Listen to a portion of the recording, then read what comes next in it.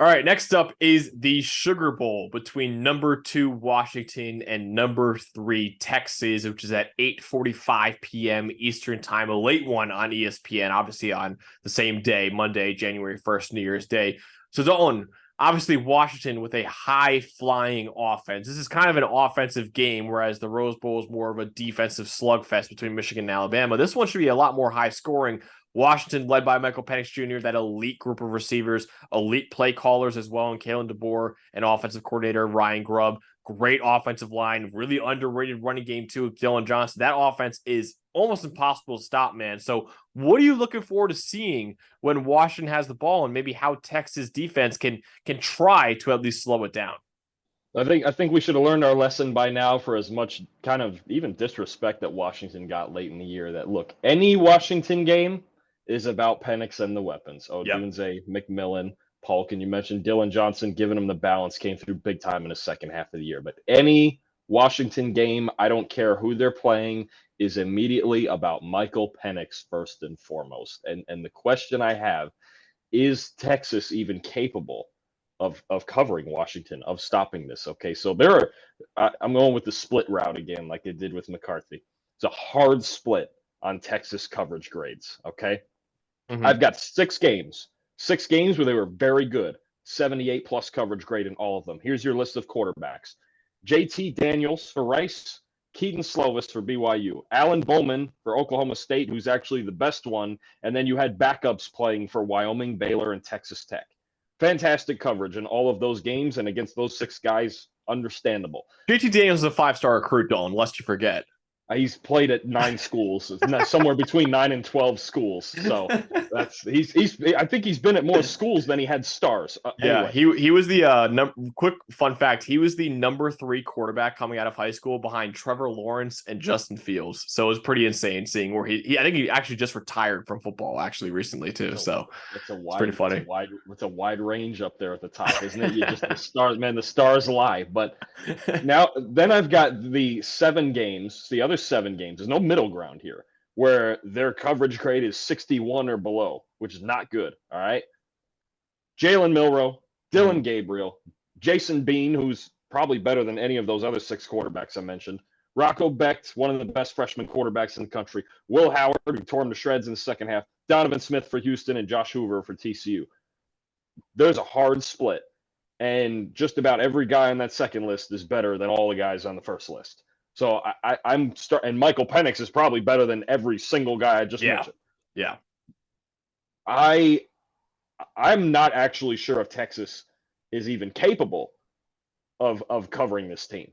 I'm trying to figure out. So I go through the tape and I go, what seems to be the problem? And Texas's defense, honestly, is let the D line work. The run defense is obviously really good with the guys in the middle. So you don't have to bring up extra guys in run support when you've got Sweat and Murphy up there.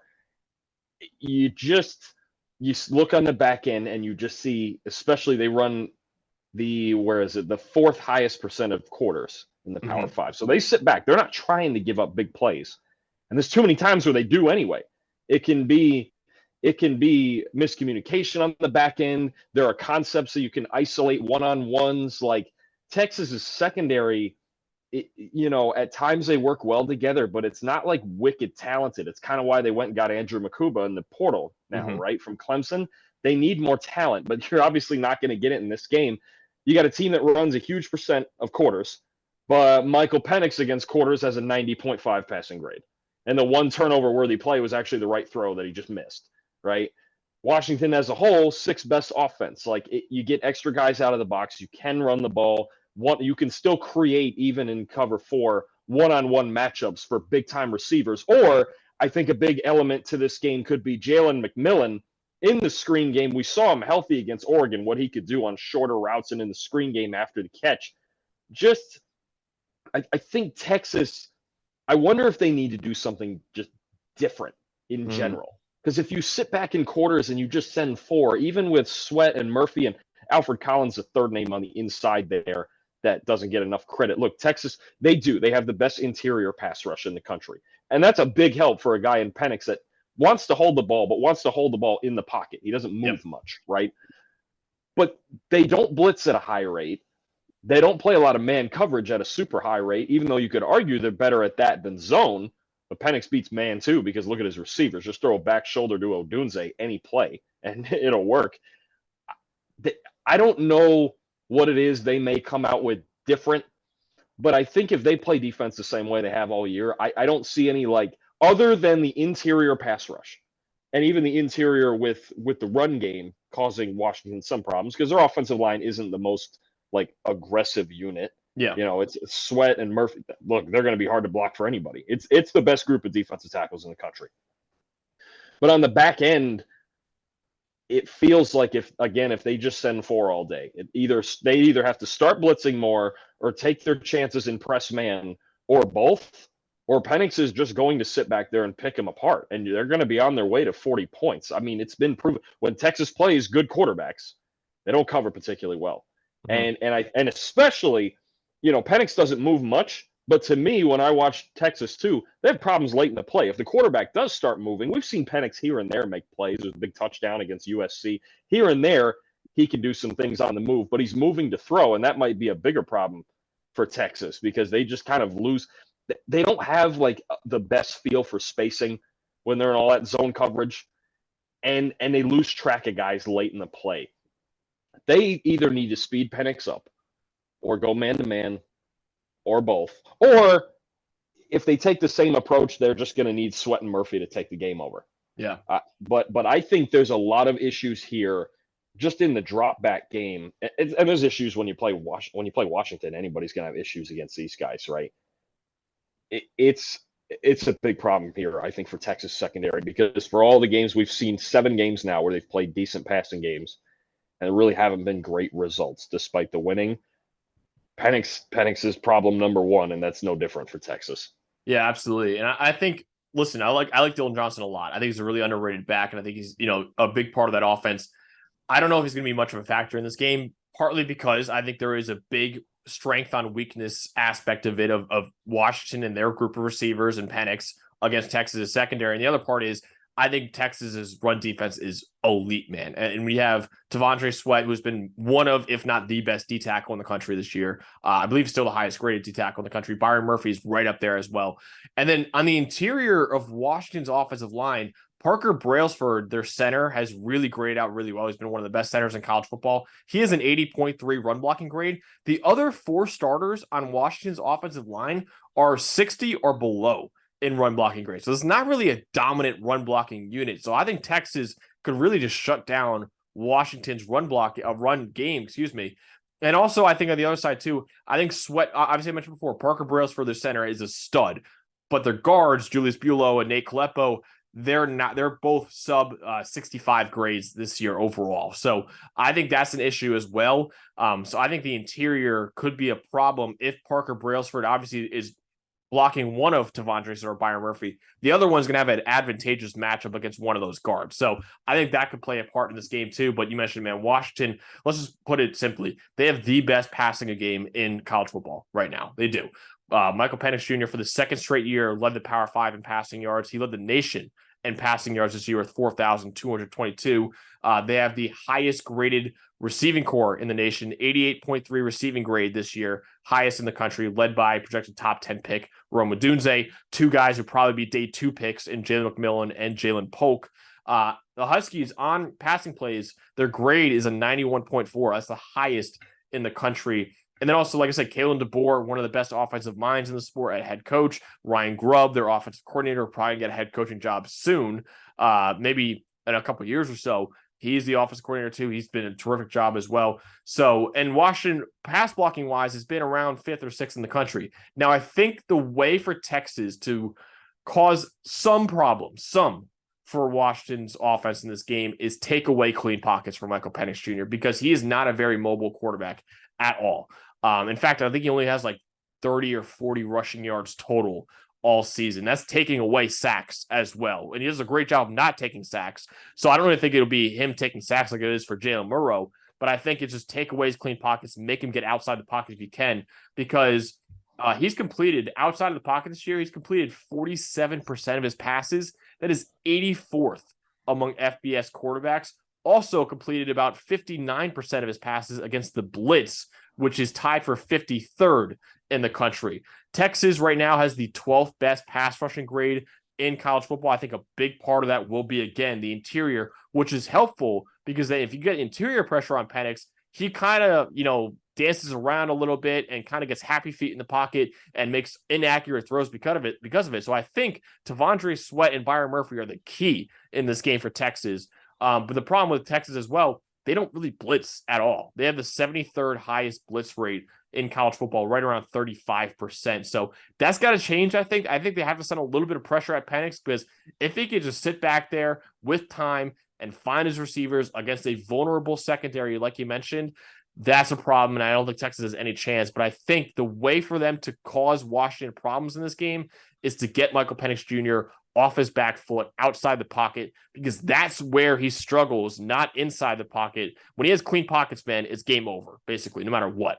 But when he gets outside the pocket, when you blitz him and when you get him a little bit under pressure, then I think that opens the door a little bit for Texas's defense to maybe make some plays on him. Yeah, I agree. I think between Penix and Drake May, those are the two best just pure pocket passers in the country, right? Yeah. And Penix, you can't give him time. He's got the most yards in the country on throws that come after 2.5 seconds, okay? He wants time. He wants to get vertical. And if you don't blitz him, look, only Jaden Daniels was better against plays where teams didn't blitz him, okay? And Penix led the nation in big-time throws. So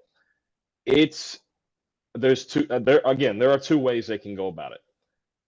Pretty much the same way they've gone about it all year, and just hope that Sweat and Murphy win inside and sit back and just don't give up anything over the top.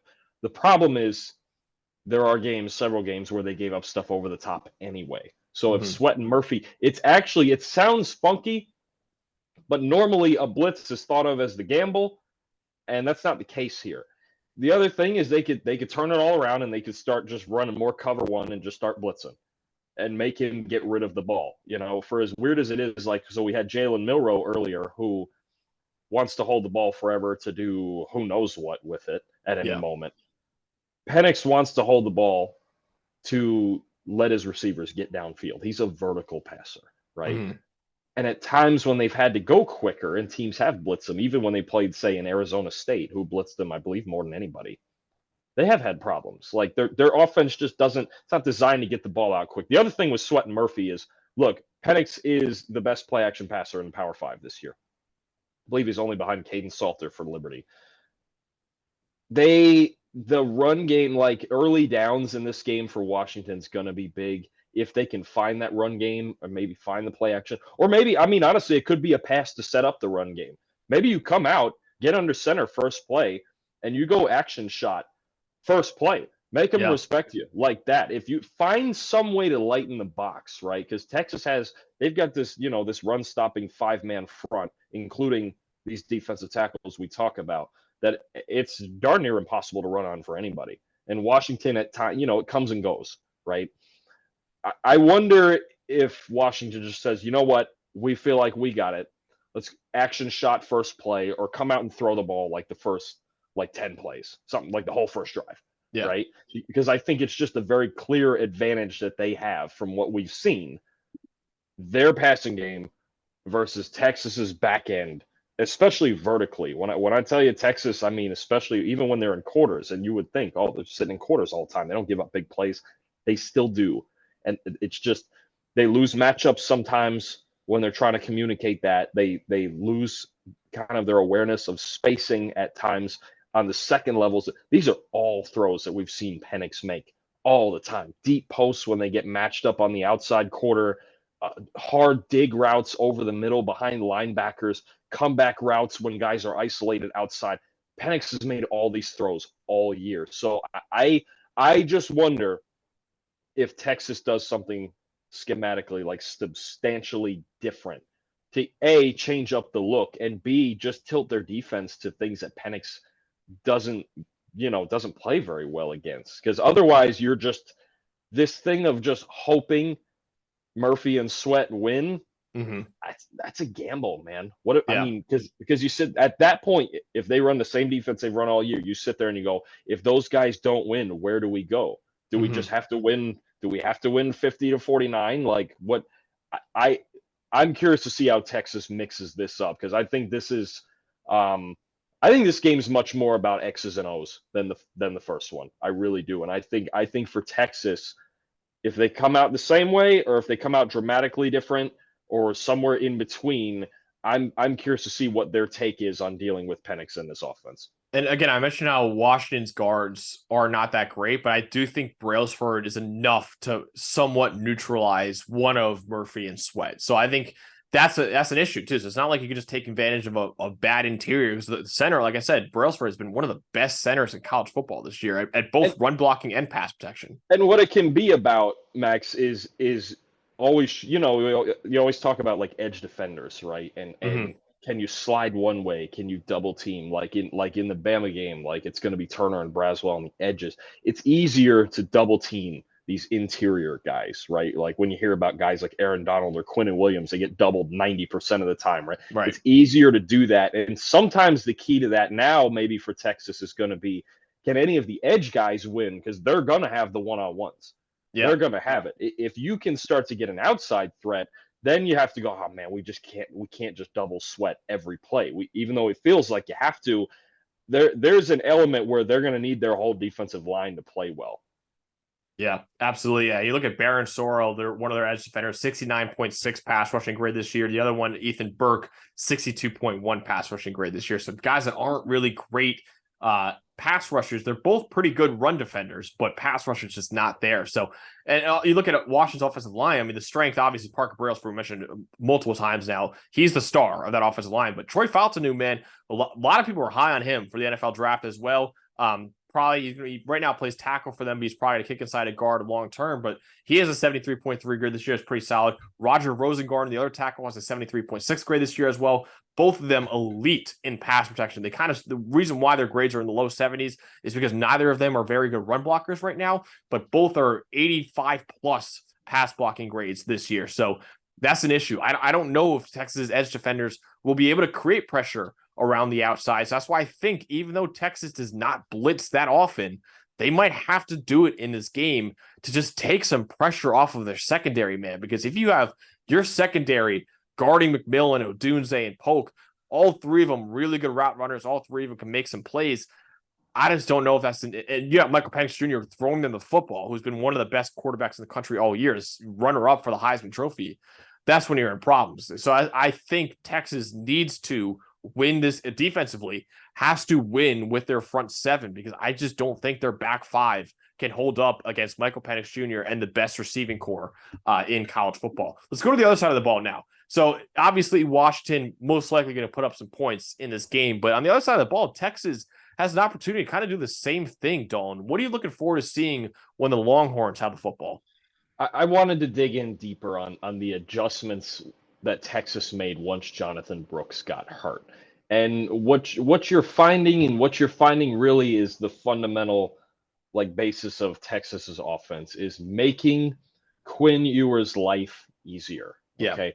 I'm just going to say it straight up. Quinn Ewers, as of right this minute, is not an elite quarterback. Mm-hmm. He's not. Okay. He's good.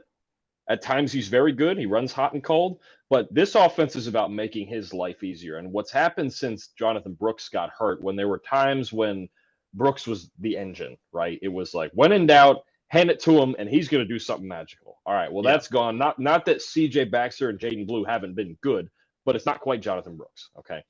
They've ratcheted up the screen game. They've ratcheted up yards after catch.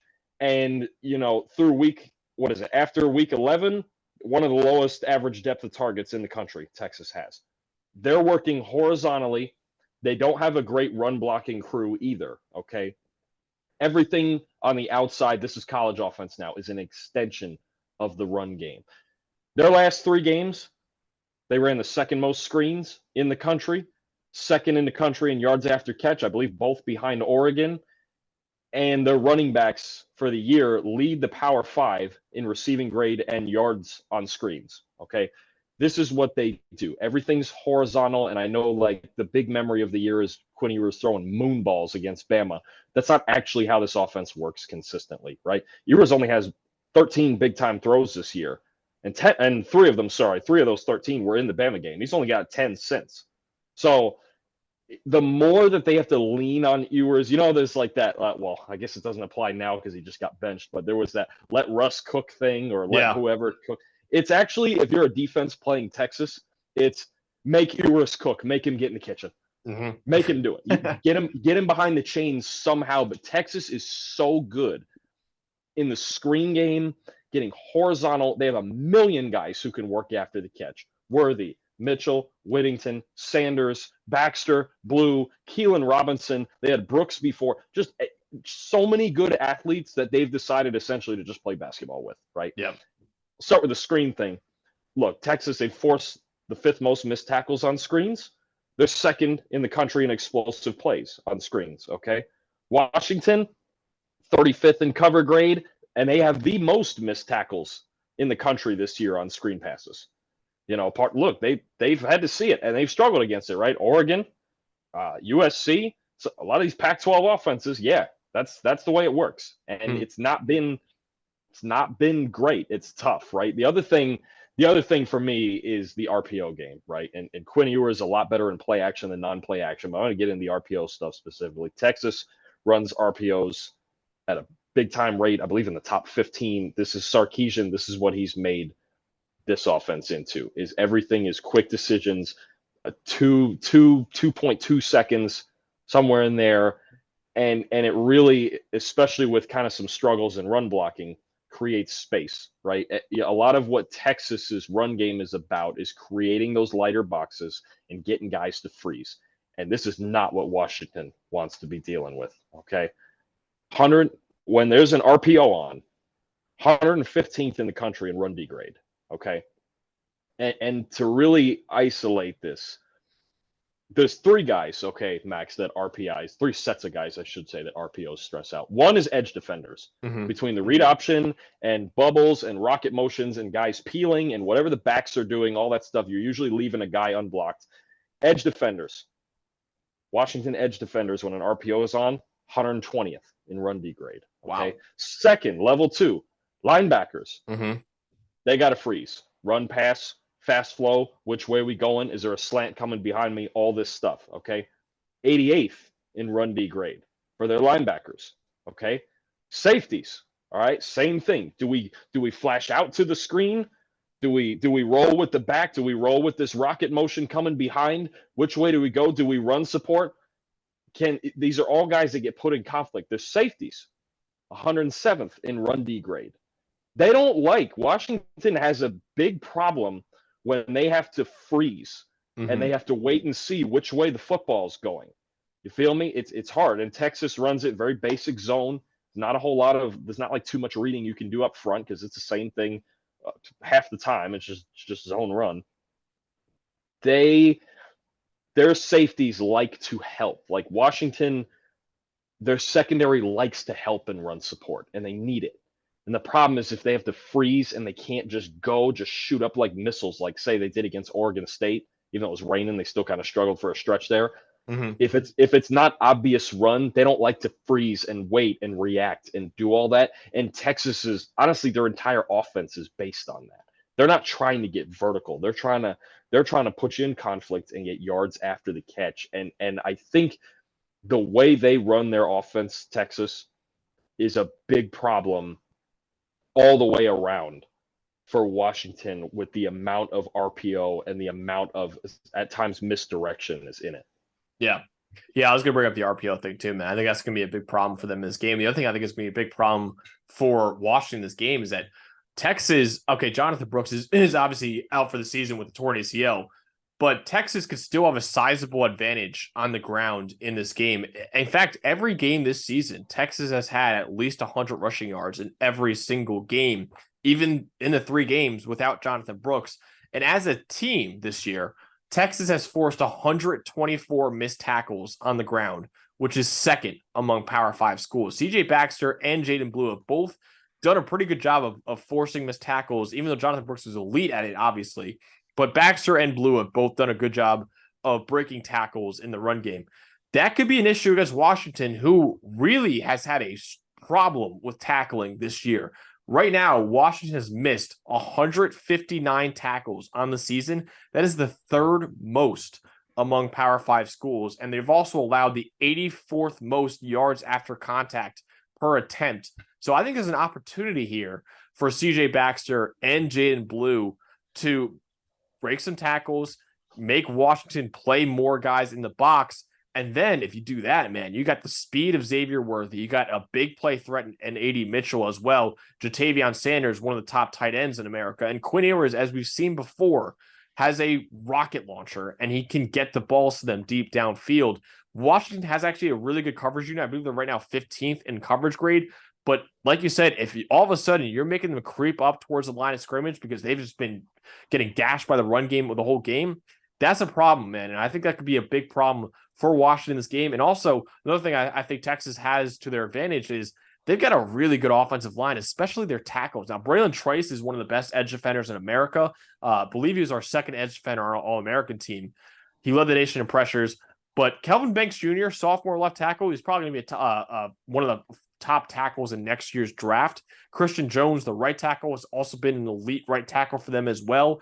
I think Texas has the offensive line to hold up against Washington and for them in pass protection especially, and to give Quinn Ewers time to take those deep shots down the field when they don't need to run the ball. But again, tackling for Washington is going to be paramount in this game because that's something they've really struggled with all year. And Texas has done, even without Jonathan Brooks, CJ Baxter and Jaden Blue can break some tackles as well. So I think that's going to be a key factor in this game as well. Yeah, I agree. And this is the part to me where the RPO actually helps the run game against Washington more so even than against their coverage unit is. So Max here is a fun rhetorical kind of question. What's the best way to block Braylon Trice? Probably just run away or roll out away from him, right? You just don't block him.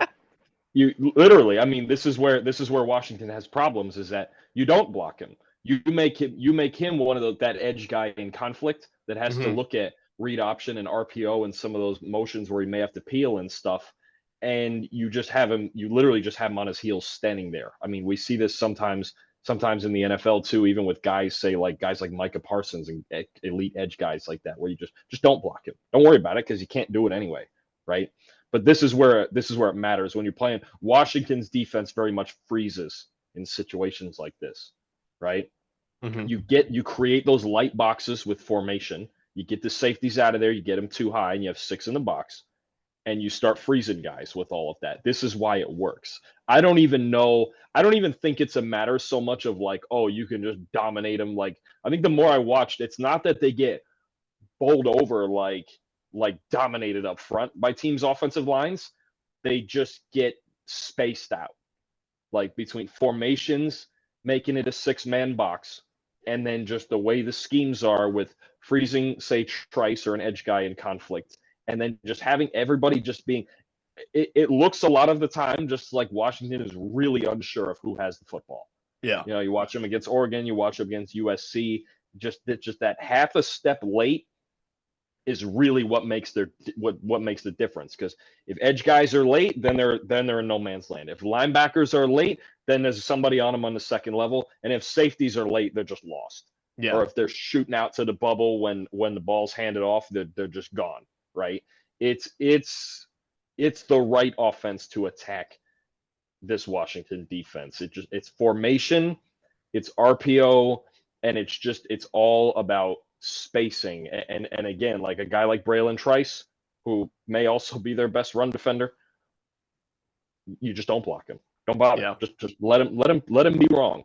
That's all there is to it. That's a lot of what Washington has issues with is too many times where the key guys in these situations are just wrong.